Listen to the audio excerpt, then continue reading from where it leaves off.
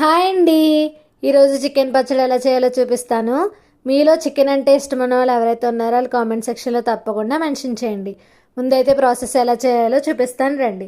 First అయితే ఒక bowl తీసుకొని బాగా కడిగిన చికెన్ వేసి అందులో కొంచెం పసుపు కొంచెం ఉప్పు వేసి బాగా కలుపుకోండి. తర్వాత కొంచెం ఆయిల్ కూడా వేసి ఒకసారి కలుపుకొని పక్కన పెట్టుకొని ఉంచుకోండి. ఈలోపు ఒక పాన్ తీసుకొని బాగా హీట్ చేసి కలిపి ఉంచుకున్న చికెన్ని వేసి వాటర్ అంతా పోయేంత వరకు వాటిని బాగా ఫ్రై చేసుకోండి. ఇలా చేయడం వల్ల ఎక్కువ కాలం నిల్వ ఉంటుంది.